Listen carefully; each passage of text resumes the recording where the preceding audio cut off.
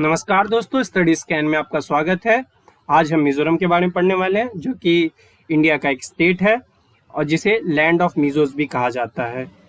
यहाँ पे आप जो दो तस्वीरें देख रहे हैं, ये पहली तस्वीर वहाँ के एक छोटा सा कैसल ऑफ बियनो कहते हैं। ये जो माउंटेन्स आप देख रहे हैं यहाँ, ये एक नेचुरल क्राफ्टमैनशिप है।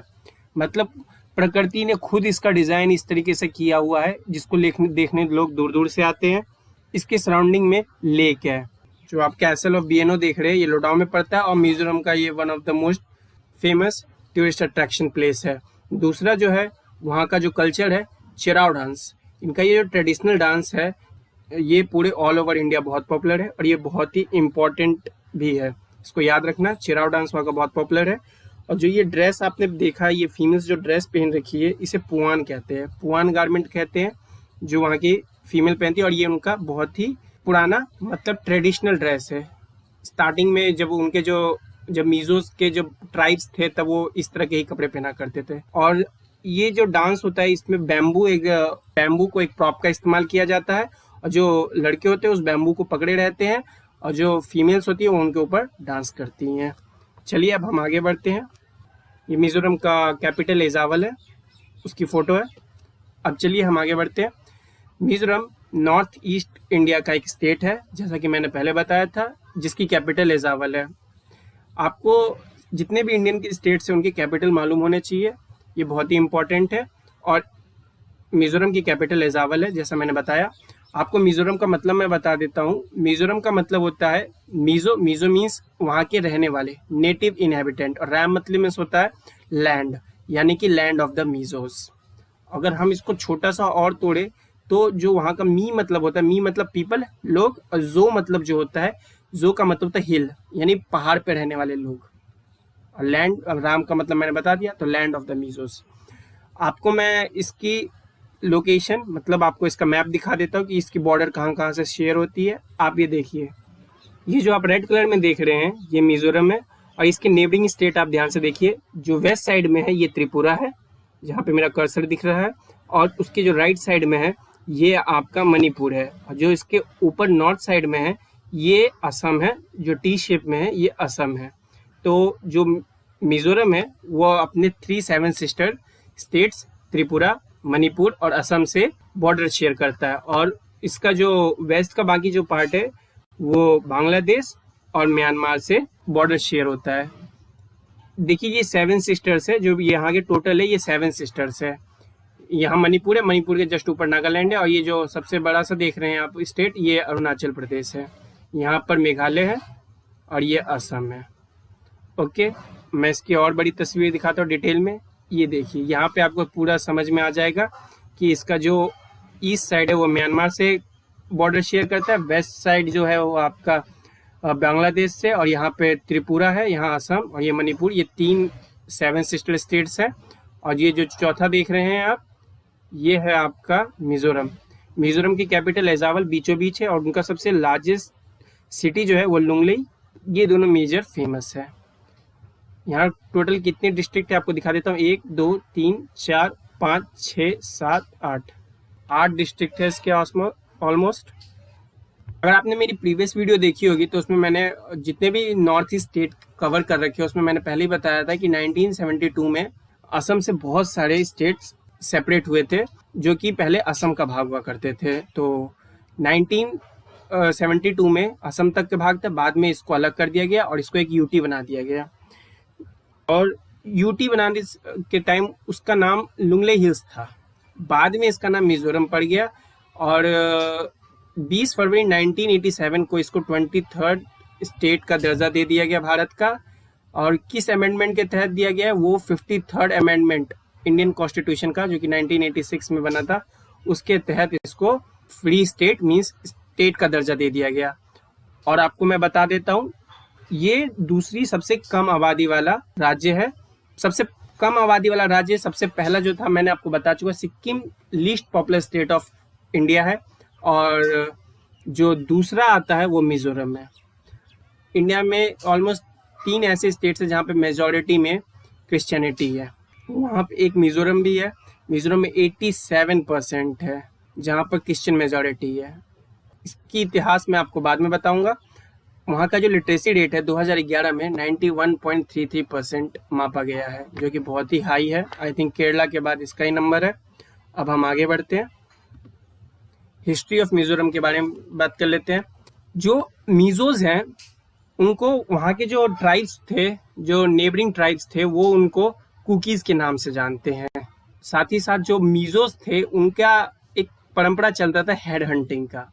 हेड हंटिंग में वो बेसिकली क्या करते थे, जो राइवल ट्राइब्स होते थे उनके वो गर्दन काट के, मतलब हेड काट के अपने जो एंट्रेंस गेट है वहां पे लगा दिया करते थे। ये पहले हुआ करता था। मिजो क्लान था वो ऑटोनॉमस विलेजेस थे, बहुत सारे, जितने भी विलेज होते थे उनके चीफ हुआ करते थे। और मतलब ये समझ लीजिए छोटे छोटे छोटे छोटे किंगडम हुआ करते थे, जहाँ पे चीफ जितने भी पावर होते हैं उनको एंजॉय करता था। और वहाँ का सबसे इम्पोर्टेंट मैं आपको बता देता हूँ, झूम कल्टीवेशन। इसके बारे में मैंने पहले ही बताया था।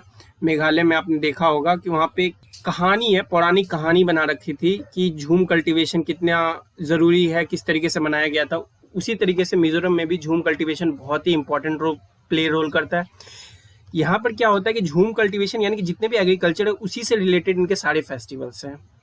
फेस्टिवल्स उनके जितने भी हैं वो एग्रीकल्चर से डिपेंड करते हैं, और झूम कल्टीवेशन उनका बहुत ही मेजर पार्ट है। मगर झूम कल्टीवेशन की प्रॉब्लम क्या है, यानी इसको स्लैश एंड बर्न टेक्निक भी कहते हैं। इसकी प्रॉब्लम ये क्या होता है कि ये पहले क्या होता है, ये जंगलों को जलाते हैं। जंगलों को जलाने के बाद जो जगह बचती है वहाँ पर ये खेती करते हैं। उपजाऊ जमीन को 2-3-4 साल तक वो खेती के लिए उपजाऊ रहती है, बाद में वो धीरे धीरे धीरे उतनी प्रोडक्टिविटी प्रोड्यूस नहीं कर पाती है। तो फिर क्या करते हैं कि वो दूसरी जगह पे फिर से जलाते हैं जंगलों को, फिर दोबारा कल्टीवेशन करते हैं और वहाँ का वेट करते हैं कि वहाँ पे दोबारा से जंगल आए, वहाँ दोबारा से जंगल आए, बाद में उसको हम काट सके। तो इसीलिए इसको स्लैश एंड बर्न टेक्निक कहते हैं कि एक जगह से दूसरी जगह जा रहे हैं और जला रहे हैं। इसमें प्रॉब्लम क्या आती है, प्रॉब्लम ये आती है कि जब जंगलों को जलाया जाता है तो कार्बन डाइऑक्साइड बहुत तेजी मात्रा में बनता है, जिससे क्या होता है कि हमारा क्लाइमेट चेंज हो रहा है, पोल्यूशन क्रिएट हो रहा है, ग्रीन हाउस इफेक्ट हो रहा है, और यहाँ तक कि ओजोन लेयर का डिप्लेशन भी हो रहा है। तो ऐसे प्रॉब्लम्स हो रहे हैं। और कभी कभी ऐसा भी होता है कि फायर हमारे कंट्रोल में नहीं होते और जंगलों में बहुत ज़्यादा फैल जाती है, जिससे जो वहाँ के स्पीसीज है वो भी मर जाते हैं। तो धीरे धीरे गवर्नमेंट इस पर वर्क कर रही है, इसको ठीक करने की कोशिश कर रही है कि वो धीरे धीरे ऑर्गेनिक एग्रीकल्चर पे आए और इसको धीरे धीरे कम करते जाए। पर अभी इसी पे बेसिस चल रहा है वहाँ पर, और इनका मेजर पार्ट है, रिचुअल्स है, वहाँ के ट्राइब्स का ये रिचुअल्स है। स्टार्टिंग में आपको बता देता हूँ कि ब्रिटिश मिशनरीज आए थे 1895 में, जब मिजो हिल्स ब्रिटिश इंडिया का भाग बना था।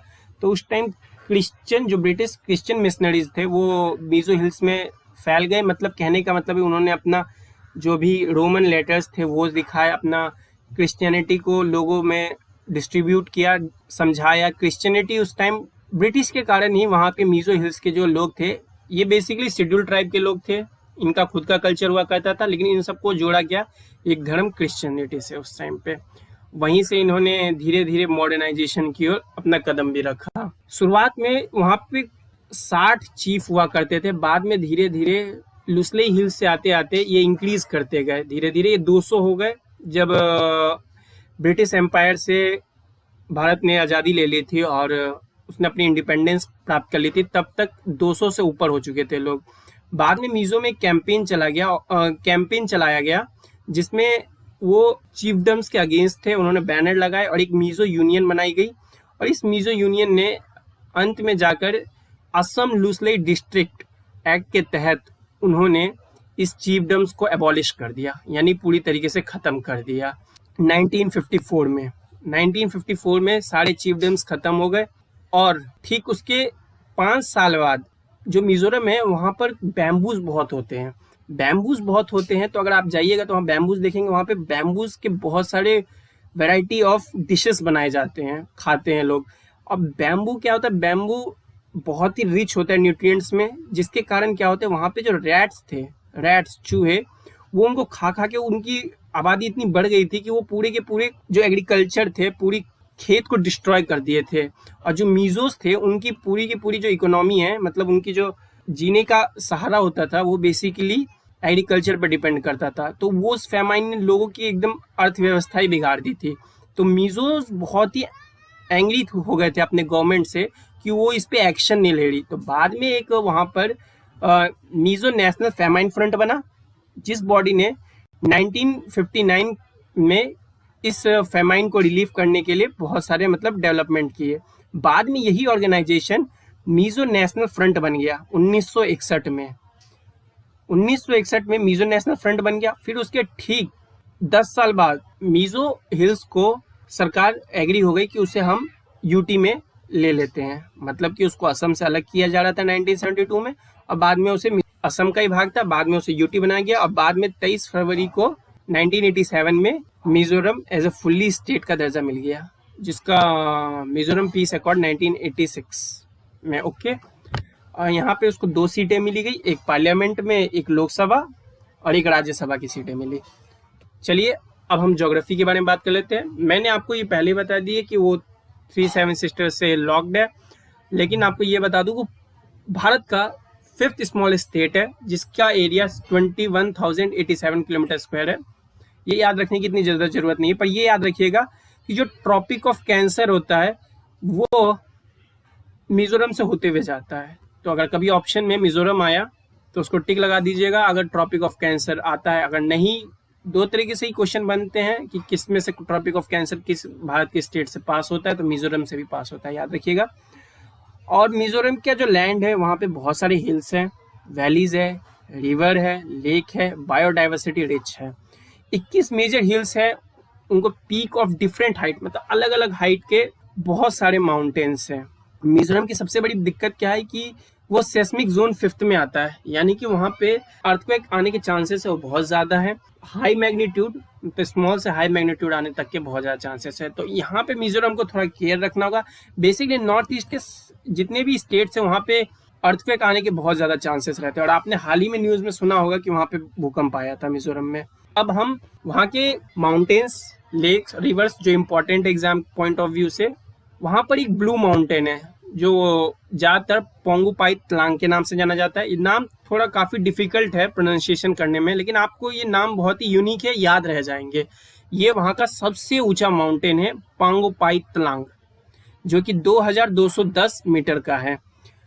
वहाँ की जो सबसे लंबी नदी है वो है छिमतुईपुई। बहुत ही अजीब अजीब नाम है, लेकिन ये नाम ऐसे है कि ऑप्शन में आप देखते ही समझ जाएंगे। सबसे लंबी नदी जो है वहाँ की छिमतुईपुई है, जिसको कालाधन भी कहा जाता है। छिमतुईपुई जो वहाँ की सबसे लंबी नदी है। यहाँ पे वहाँ पे उसका थोड़ा बेसिक इंफॉर्मेशन दिया हुआ है कि वो चीन स्टेट से होते हुए बर्मा की ओर एंड करता है। चीन स्टेट से ओरिजिनेट होता है, बर्मा की ओर एंड होता है। और वहाँ का जो सबसे बड़ा लेक है वो पलक लेक है। टूरिस्ट अट्रैक्शन भी है, 30 हेक्टेयर का एरिया कवर करता है, और ये सैया डिस्ट्रिक्ट में, जो कि साउथ मिजोरम की ओर है, वहाँ पे सिचुएटेड है। पलक नेम तो नाम याद रखना बहुत ही आसान है। टैमडिल लेक, इसकी बहुत अनोखी कहानी है। कहा जाता है ये नेचुरल लेक है, इजावल से 85 किलोमीटर की दूरी पर है।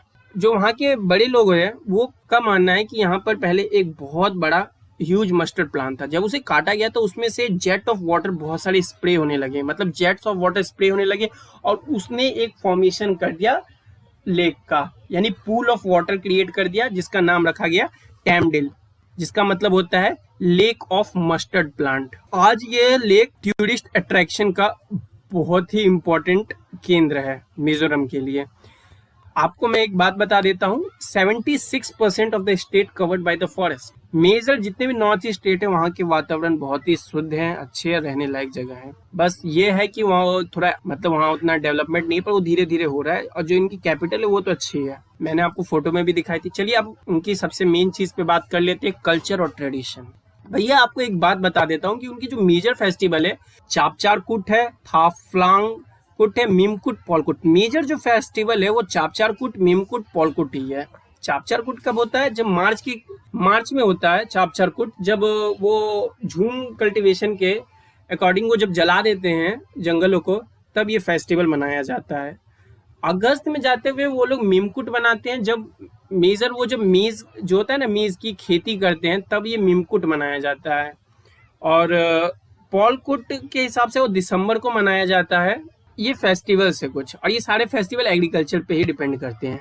चलिए अब उनके डांस, मैंने पहले बताया था जिराफ डांस बहुत ही फेमस है, और कुछ और डांस भी है, ख्वालम, छेनम, चालम, थलांग और सराम लकाई। बहुत ही डिफिकल्ट नेम है, याद रखने की जरूरत नहीं, पर चिराव डांस याद रखिएगा, ये बहुत ही पॉपुलर है इंडिया में और एग्जाम में कई बार आ चुका है। तो यहाँ डांस होता है, वहाँ पे ये जो म्यूजिकल इंस्ट्रूमेंट है खुद के ही इनके ओल्ड म्यूजिक है, इनके खुद के म्यूजिक है, इनके खुद के रिचुअल्स है और इनके जो डांस है उन्हीं म्यूजिक पे। इनके जो भी फेस्टिवल्स होते हैं उनमें यही होता है कि मेजर क्या करते हैं कि इलीगल, वहाँ पे बियर तो बैन है, तो राइस बियर बनाते हैं, डांस करते हैं, अपना म्यूजिक चलाते हैं और एक सर्कल बना के डांस करते हैं। काफी कल्चर में तो ये बहुत ही रिच है, कल्चर बहुत रिच है, बहुत सारे ट्राइब है, बहुत सारे फेस्टिवल है।